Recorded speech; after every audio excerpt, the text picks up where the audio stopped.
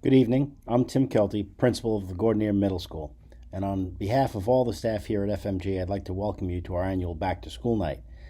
Tonight is not a normal back to school night, but then again, this is not a normal school year. While the vehicle of delivering the information may change, our goals are the same.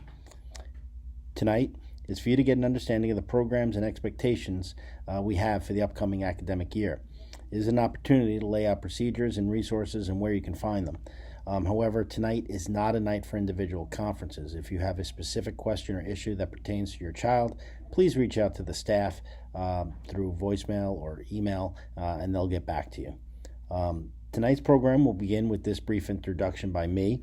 Then there will be time for you to meet with your core academic team, followed by virtual meetings with the special teachers, which include phys ed, world language, arts, music, and technology.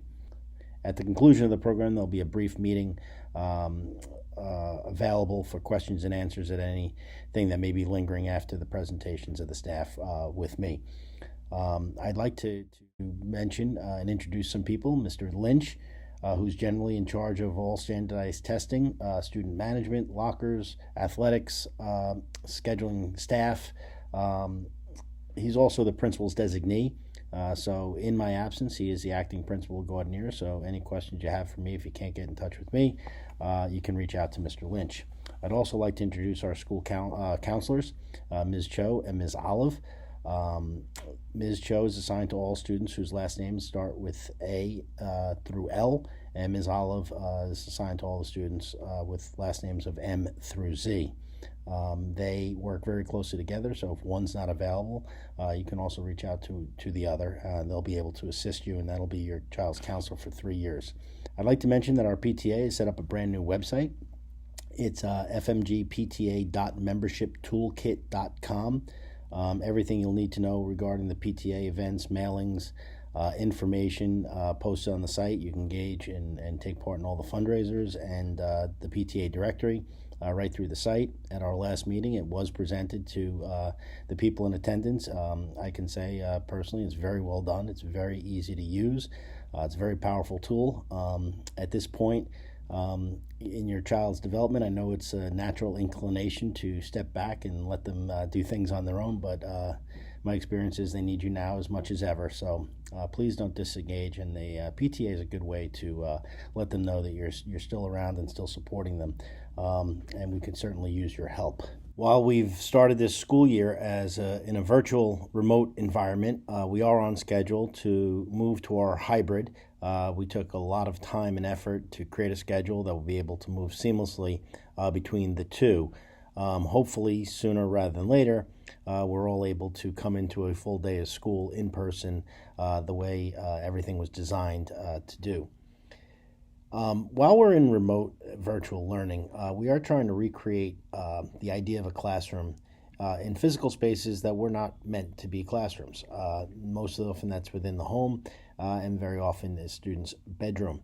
If you could help us enact a classroom environment, make sure that the students are out of bed, out from under the covers with feet on the floor, sitting at a nice workspace, ready for school and presenting themselves as if they were in school. It does help the overall environment for academic success, and it is something that they really need to do. So if you could, please help us in that regard and make sure your students are up out of bed before logging into Zoom and going to school. Also, the chat features and the interactions, while they are virtual and digital in nature, they are not social media, and we've been working with the students to ensure that they use proper language, proper etiquette, and presenting themselves as if they would in person in the classroom. Lastly, I'd like to review aspects of the schedule. I know many parents have reached out to me for clarification. While it is a great departure from what we're normally used to, our 9-period day, everything was done stemming from a lot of collaboration between everybody involved over the summer, from parents who agreed to work on our committees, teachers who gave their summers to work on it, community members, as well as administrators, to come up and try to meet all of the needs of the various groups and come up with what we felt was the best possible approach to this unusual circumstance. I just wanted to kind of go through a normal Monday, Tuesday, Thursday, Friday. The day does start with a homeroom, followed by an SEL period, that's social emotional learning. The first few weeks, it was getting schedules and technology things squared away. It is a socialization piece that many people did come up with as far as a concern over the spring that we needed to improve, and we have put that in there, and you'll see more and more formal lessons and activities in that period to help foster social emotional learning and the different domains that it covers.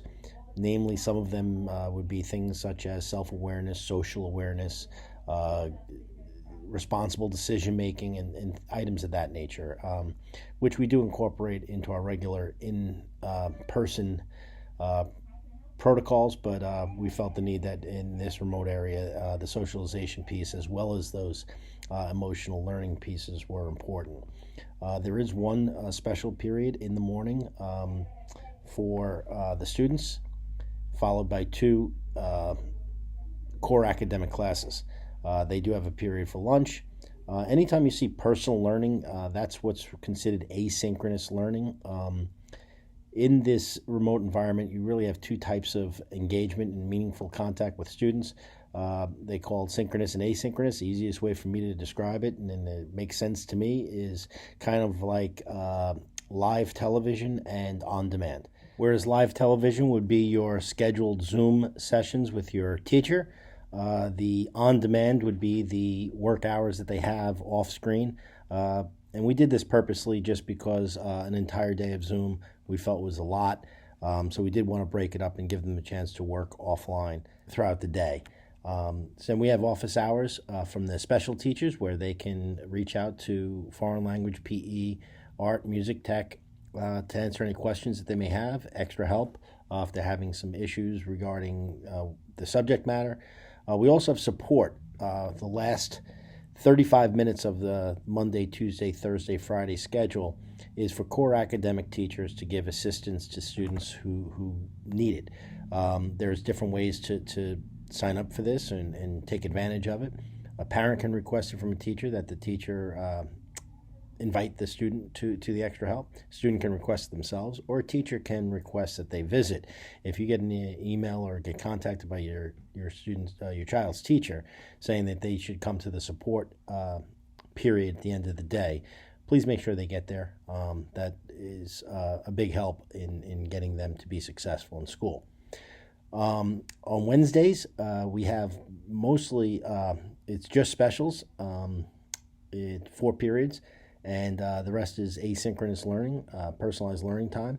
We do this because when we go to hybrid, that's going to be a deep clean day between the cohorts of students coming in, so we put it up together that way.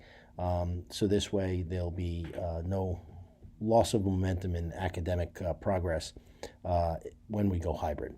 So those are the nuts and bolts of what I have to say tonight. I appreciate you coming out and listen. Next, you'll be going to your core academic teachers Zoom where they can give you that presentation. Thank you very much for coming, and I'll be at a question and answer Zoom later on if you have anything left over that's not answered by the teachers. So thank you, good night, and enjoy.